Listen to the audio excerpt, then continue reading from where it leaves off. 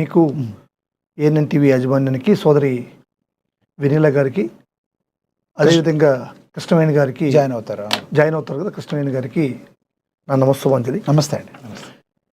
Sir, ఇప్పుడు చంద్రబాబు గారి నైజం గత 45-50 సంవత్సరాలుగా మీకు తెలుసు, అంతకు ముందు నుంచి కూడా నాకు తెలుసు. ఎందుకంటే చంద్రబాబు నాయుడు గారు ఏ స్కూల్లో చంద్రగిరిలో చదువుకున్నారో అదే స్కూల్లో నేను కూడా చదువుకున్నా 10th క్లాస్ వరకు. ఓహో, అవునా? చంద్రబాబు నాయుడు గారు ఏ స్కూల్లో అయితే చంద్రగిరిలో 10th క్లాస్ వరకు చదువుకుని ఆ తర్వాత ఇంటర్మీడియట్ కూడా అదే స్కూల్లో చదివి ఆ తర్వాత ఎస్వి యూనివర్సిటీలోకి వచ్చాడు. అదే స్కూల్లో 10th క్లాస్ వరకు నేను చదువుకున్నా, అదేవిధంగా ఎస్వి యూనివర్సిటీలో నేను చదువుకున్నా.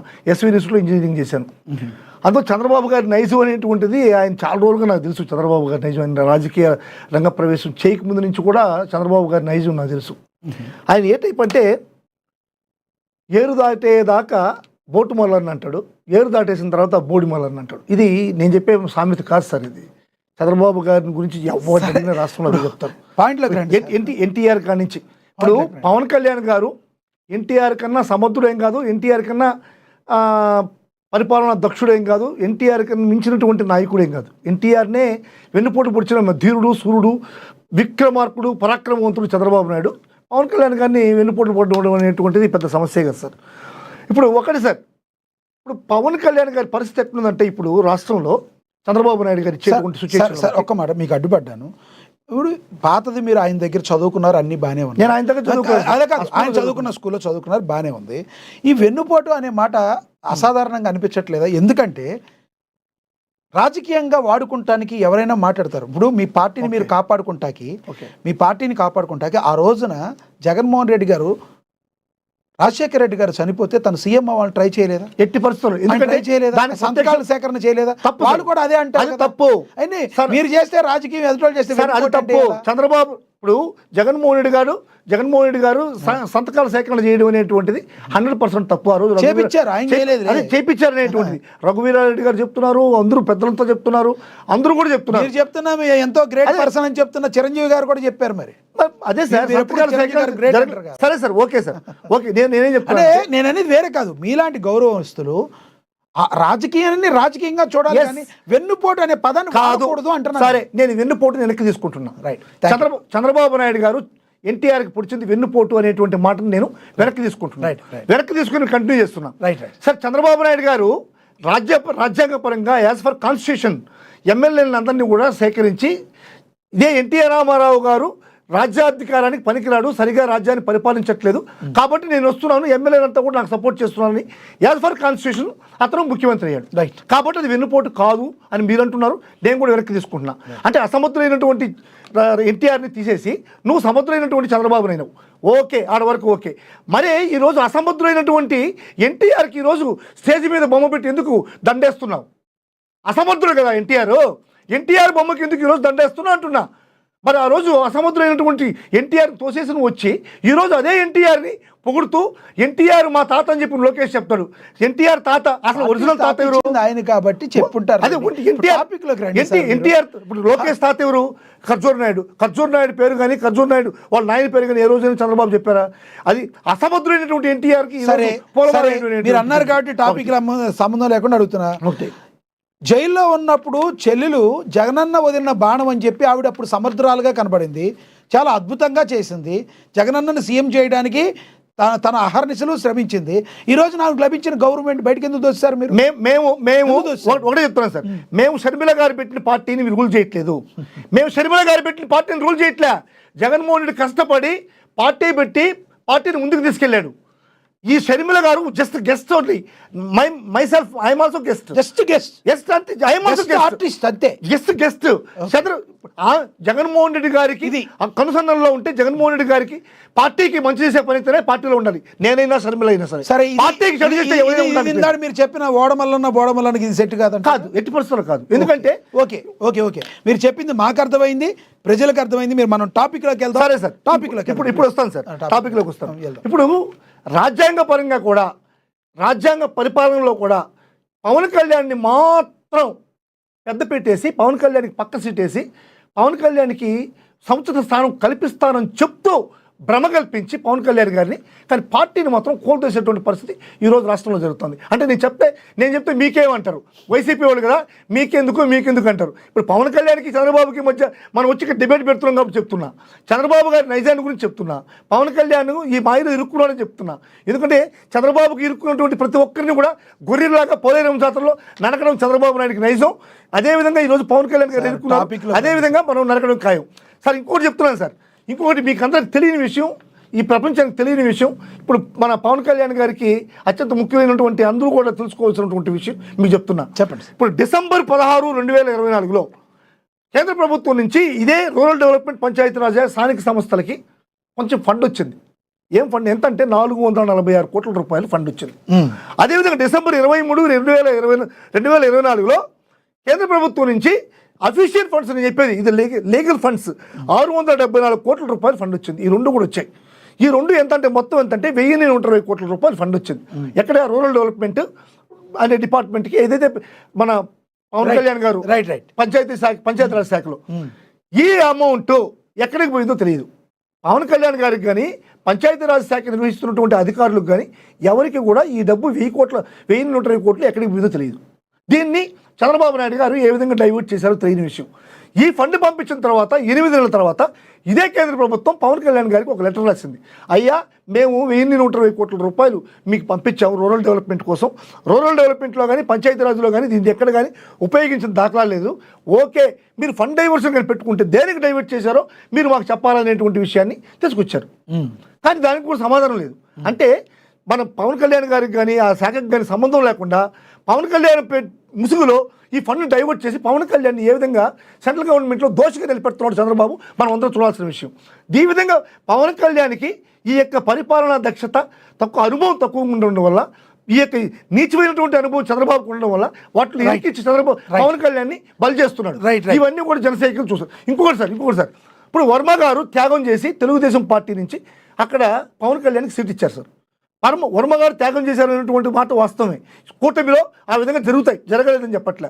కానీ పవన్ కళ్యాణ్ గారు ప్రాతినిధ్యం వహిస్తున్నటువంటి అక్కడ, ఎందుకంటే వేరే ఎక్కడో కోడూరో లేకుంటే ఇంకోటి అయితే నేను సమాధానం అడగను. పవన్ కళ్యాణ్ సాక్షాత్తు ఆ పార్టీ అధినేత పవన్ కళ్యాణ్ గారు ప్రాతినిధ్యం వస్తున్నటువంటి ఆ ఏరియాలో అతని కోసం పనిచేసినటువంటి వర్మ గారిని ఎందుకు సెటిల్మెంట్ చూపించలేదు చంద్రబాబు నాయుడు గారు అనేటువంటిది మేము అడుగుతున్నాం. అదే ఇప్పుడు పవన్ కళ్యాణ్ కూడా నేను సూటిగా ప్రశ్నిస్తున్నాను. పార్టీలో చూసుకుంటారు కదా సార్. అదే సార్, ఇప్పుడు డిస్కషన్ అది కాబట్టి మేము అడగాల్సి వస్తుంది. ఇప్పుడు పవన్ కళ్యాణ్ కూడా నేను సూటిగా అడుగుతున్నాను సార్. పవన్ కళ్యాణ్ గారు వాళ్ళ అన్నకి నాగబాబుకి ఇచ్చినటువంటి ఎమ్మెల్సీ ఇదే వర్మ గారికి ఇచ్చిన సెటిల్ అయిపోయి ఉంటుంది కదా. ఆడ వర్మ గారికి పవన్ కళ్యాణ్కి మధ్య ఆ ఫ్రిక్షన్ తగ్గిపోయి ఉంటుంది కదా వర్మ గారిని సెటిల్ చేస్తే. అంటే పవన్ కళ్యాణ్ మీద ఫ్రిక్షన్ క్రియేట్ చేయాలి, పవన్ కళ్యాణ్ని ఏ రోజుకు ఆ రోజు కూడా అడ్డంకులు క్రియేట్ చేయాలి, వర్మ గారు పవన్ కళ్యాణ్ మాట్లాడుతూ ఉండాలా అనేటువంటిది చంద్రబాబు గారి నైజం. ఇంకొకటి సార్, పవన్ కళ్యాణ్ గారికి ఇంకొకటి కూడా నేను చెప్తున్నాను సార్. శ్రీకాళహస్తిలో మీ నియోజకవర్గం ఇన్ఛార్జ్ అయినటువంటి ఒక మహిళ కోట వినుత అనేటువంటి ఒక అమ్మాయి మీద కొన్ని అభియోగాలు వచ్చాయి. వాళ్ళ డ్రైవర్ మీద చంపేశాడనేటువంటి అభియోగాలు వచ్చాయి. మీకు అందరికీ కూడా తెలుసు. వాళ్ళ డ్రైవర్ మీద వచ్చినటువంటి అభియోగం, ఆమె డ్రైవర్ చంపేశాడనేటువంటి అభియోగం ఏంది? వాళ్ళ కూటమి ఎమ్మెల్యే, తెలుగుదేశం ఎమ్మెల్యే ఏదైతే బొజ్జ సుధీర్ ఉన్నాడో అసలు వీడియోలు, ప్రైవేట్ వీడియోలు కోట వినుతవి కావాలని అడిగాడని చెప్పని ఆ రచ్చలో ఆయన బలి అయిపోయాడు. ఏదో డ్రైవర్ బలి అయిపోయాడు. దాని మీద కోట వినుతను సస్పెండ్ చేశాడే కానీ కనీసం కూటమిలో ఉన్నటువంటి ఎమ్మెల్యే ఏమయ్యా నువ్వు ఏం చేసావు, మా పార్టీలో వీర మహిళని నువ్వేం చేసావు అనేటువంటి ఒక్క మాట కూడా పవన్ కళ్యాణ్ అడగలేని పరిస్థితి. ఈరోజు అదే విధమైన పరిస్థితి కోడూరులో ఉంది. కోడూరులో తాతంశెట్టి నాగేంద్ర అనేటువంటి వ్యక్తి కర్ర పెరుక్కొని పోలీసుల దగ్గర నుంచి లాఠీ పెరుక్కొని ఒక మహిళ మీద అన్యాయంగా దౌర్జన్యానికి పోతే అది పవన్ కళ్యాణ్ అడగలేని పరిస్థితి. నేను ఒకటే చెప్తున్నాను సార్, పవన్ కళ్యాణ్ గారికి చంద్రబాబు నాయుడు గారి యొక్క పాదాల దగ్గర 15 సంవత్సరాలు సురక్షితమైనటువంటి స్థానాన్ని, సుస్థిరమైనటువంటి స్థానం ఏర్పరచుకున్నారు. ఇంతకన్నా నేను ముందుకు పోలేని పరిస్థితి. కానీ ఏదైతే ఈ కాపు సామాజిక వర్గం మనవాడు ముఖ్యమంత్రి కావాలనే ఉద్దేశంతో పవన్ కళ్యాణ్ గారికి సపోర్ట్ చేశారో వాళ్ళందరూ కూడా మనస్తాపానికి గురవుతున్నారు. అవును, ఇంత ప్రేమ మీకు ఆ సామాజిక వర్గం మీద ఇప్పుడు వచ్చిందా, గతంలో కూడా ఉందా? సార్ ఎప్పుడు ఇస్తాను. కులాల కుప్పట్లు, ప్రాంతాల మధ్యన చిక్కులు, వీటి మీద రాజకీయం చేయకండి. ఎవరు కులాల కుప్పట్లు ఏంటండి మీకు?